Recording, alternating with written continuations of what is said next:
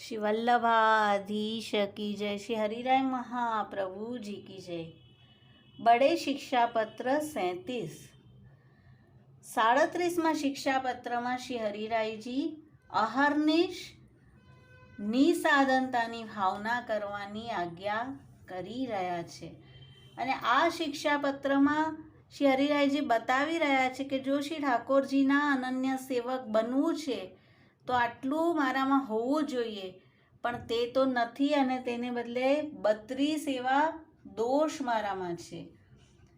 તો આ દરેકને જાણીએ અને કયા કયા સેવકોમાં હતા તેનું પણ પાન કરીએ. સૌથી પહેલું કહી રહ્યા છે કે મારામાં શુદ્ધ ભાવ નથી. અને પ્રસંગ આવે છે સુરદાસજીની સાથેના બન્યા કે જેઓ જે વૈષ્ણવ દર્શન કરીને આવતા, જાણી લેતા અને પછી બધાને કહેતા કે આજ તો શ્રીજીને કહેશો અદ્ભુત શ્રૃંગાર કિયો હૈ. અને સુરદાસજીએ તેને શરણે લેવા માટે એટલા બધા પ્રયત્ન કર્યા, એટલી બધી વાર એની પાસે આવ્યા અને કીધું કે ચલ હું તને શ્રીજીના દર્શન કરાવું, પણ તેમ છતાં તેઓ બહાનું કરતા રહ્યા. અને છેલ્લે સુરદાસજીએ કહ્યું તેરી કુટિલતા કે પદ કરી સબન કો સુનાઉંગો. અને પછી શ્રીજીના દર્શન કરવા આવ્યા છે તો શુદ્ધ ભાવ પણ નથી. બીજું સર્વાત્મ ભાવ નથી. એક શેઠના બેટી જે રામાનંદીને બ્યાહતા તેમને સર્વાત્મ ભાવ સિદ્ધ થયો હતો. અહર્નિશ તેઓ શ્રી ઠાકોરજીના સ્વરૂપના ગુણગાન કરતા. ત્રીજું દીનતા નથી. કુંભનદાસજીનો જલેબી ઉત્સવનો પ્રસંગ કે જ્યારે શ્રી ગુસાઈજી પૂછે છે કે કુંભનદાસ અમે તો તમારા ઘરની જાણીએ છીએ, તમે આ પૈસા કેવી રીતે લાવ્યા? અને ત્યારે કહે છે કે રાજ મેરો ઘર કહા હૈ और जब स्त्री पुत्र घर बेची के आपके अर्थ लगे तब वैष्णव धर्म निभायो जाए और हम तो गृहस्थ है, हम सब कहा वैष्णव धर्म निभे. તો આટલું બધું દૈન્ય છે તેમનામાં. ચોથું શ્રી આચાર્યજીમાં તત્પરતા નથી. ગોપાલદાસજી કે જેઓ અનવસરમાં શ્રીજીનો પંખા કરતા અને શ્રીજી કહેતા કે તું નેત્ર ખોલી અમારા દર્શન કર, અને કહેતા કે મહારાજ મને શ્રી આચાર્યજીની આજ્ઞા નથી. પાંચમું પુષ્ટિ માર્ગમાં વિશ્વાસ નથી. અને તેમાં આવશે નારાયણદાસ ભાટ કે જ્યારે શ્રી વલ્લભે નામ મંત્ર આપ્યો અને કહ્યું કે હવે તું સતત ઘરમાં રહીને આ મંત્રનું ઉચ્ચાર કરજે, જપ કરજે અને કાહુસો કછું માંગવે ન જઈયો.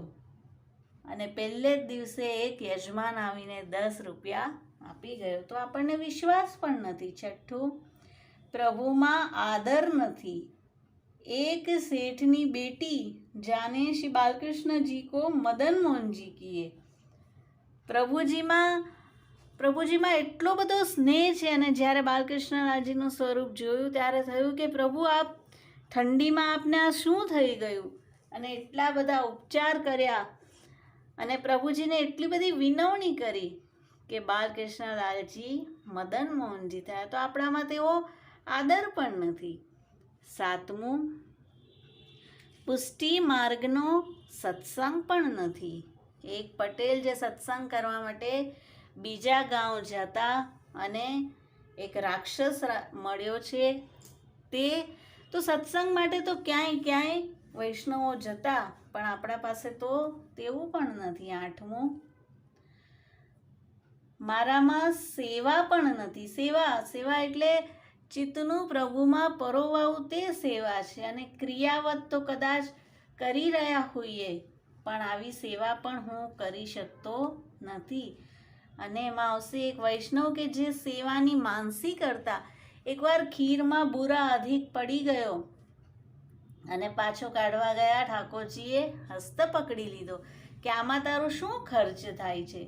તો ચાહે માનસી કરતા પણ તો બી એટલું બધું ચિત્ત પ્રવણ રહેતું. નવમું નિવેદનની સ્મૃતિ પણ મારામાં નથી.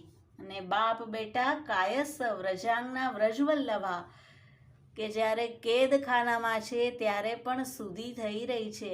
અને બેટા બાપને કહે છે કે આપણે તો આપણું આ બધું જ શ્રી ઠાકોરજીના ચરણમાં સમર્પિત કરેલું છે, હવે આના ઉપર આપણી કોઈ સત્તા નથી. તો નિવેદનની સ્મૃતિ પણ આપણને નથી. 10મું, એક શ્રી કૃષ્ણનો આશ્રય પણ નથી.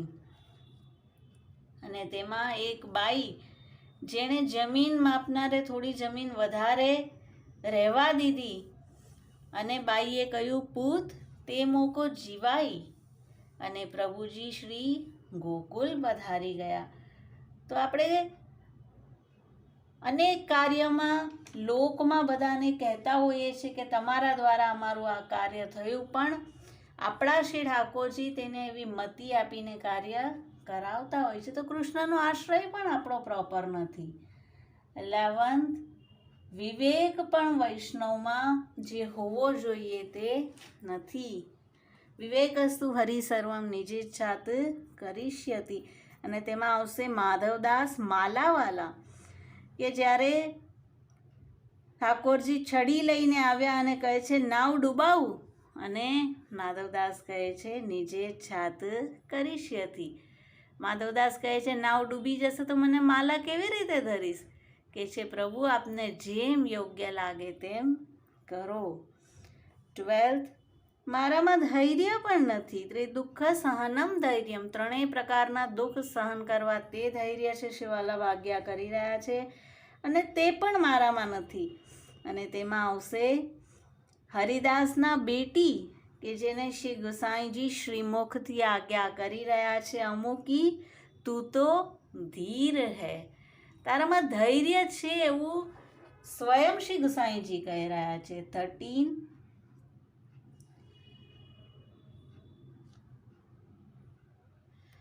સર્વ સમર્પણની સ્થિતિ